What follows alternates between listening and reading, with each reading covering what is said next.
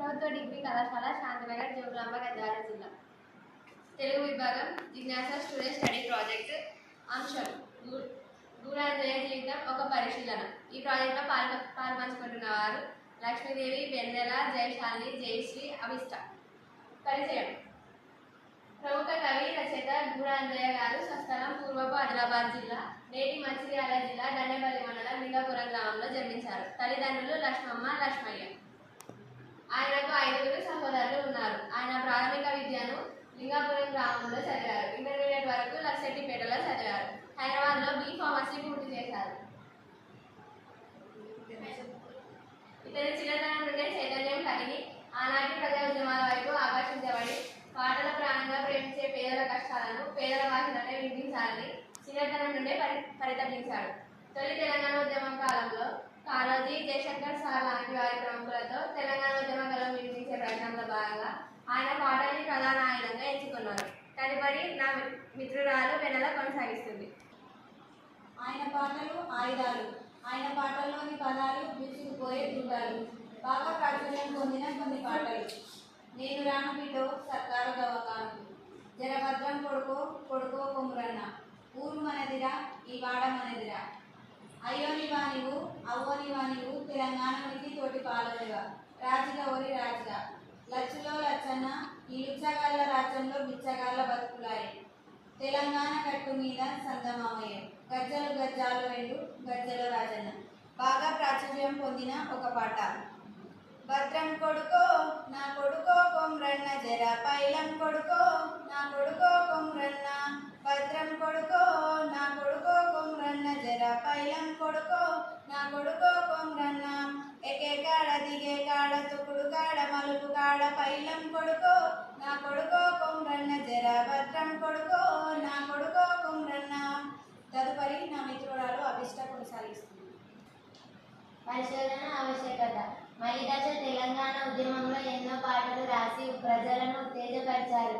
ముఖ్యంగా ఉస్మానియా విద్యార్థులను ఉద్యమం వైపు ఉరికించే ప్రయత్నంలో భాగంగా ఆందోళన ప్రశ్నించే విధంగా ఉస్మానియా క్యాంపస్లో ఉదయించిన కిరణమా వీర తెలంగాణమా, మరియు అయ్యోనివా నువ్వు అవ్వనివా తెలంగాణతోటి పాలోనివా అంటూ విద్యార్థి లోకాన్ని మేల్కొల్పినారు. ఆనాటి ప్రభుత్వ ఆసుపత్రుల దుస్థితిని వర్ణిస్తూ అంజయ్య రాసిన పాట నీవు రాను బిడ్డో సర్కారు దవాఖానకు అనేది బహుళ ప్రాచుర్యం పొందింది. 1975వ సంవత్సరంలో ఎమర్జెన్సీ నేపథ్యంలో విప్లవ విద్యార్థి నాయకుడు, ప్రజాగాయకుడు గోపి అనే ప్రధాన పాత్రను కేంద్రంలో తీసుకొని పొలిమేర అనే నవలను మరియు గిరిజన మహిళ మెలుకో అనే నాటకాన్ని రచించి తానే స్వయంగా ప్రదర్శించారు. ఇట్లా అంజయ్య తన పాటలతో తెలంగాణ ఉద్యమానికి కొత్త ఉత్తేజం నింపారు.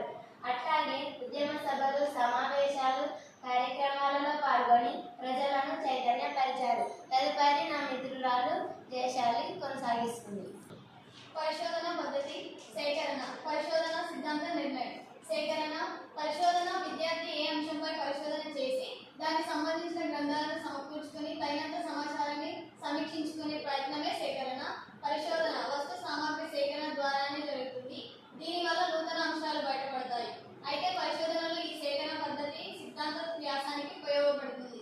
పరిశోధన సిద్ధాంత నిర్ణయం. కానీ అంశాన్ని పరిశీలనగా గ్రహించినప్పుడు దాని నేపథ్యాన్ని అధ్యయనం చేయవలసి ఉంటుంది.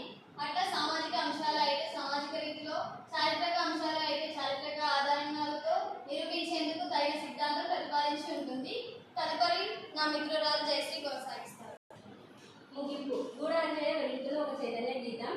ఒక దీపం వెలిగి 10 దీపాలు వెలిగించినట్లు గూడాంజయ్య తన జీవితం గడిపాడు. గూడాంజయ్య గారు చిన్నతనంలో పేదరికం పెరుగుతున్న క్రమంగా సమాజం పట్ల అవగాహనతో ఆనాటి తెలంగాణలో దళిత బలహీన వర్గాలను అణచివేసే దుస్థితిని ఎదుర్కొంటూ దాన్ని వ్యతిరేకించి కమ్యూనిజాన్ని, నిండు కులాలను ఉద్దేశించి అంబేద్కర్ ఆశయాలు ఒక చేత అంబేద్కర్గా మరొక చేత కమ్యూనిజాన్ని కలగలిపిన తన కళాన్ని గలాన్ని కలగలిపి కవితలు, పాటలు, కథలు, నవలలు మొదలైన అనేక రచనల ద్వారా తెలంగాణ ప్రజలకు చైతన్యపరచడం జరిగింది. మరో కోణంలో ఆంధ్ర వాళ్ళ దోపిడీలో బలహీనపడుతున్న తెలంగాణ ప్రజలను చైతన్యపరచడానికి ప్రత్యేక తెలంగాణ ఉద్యమం తొలి దశ, ఈ దశలో తమ వంతు పాత్ర పోషించి ఈ క్రమంలో పాట అనే కోటలో ఎంచుకొని జనాలను ఉర్రూతలొగించాడు.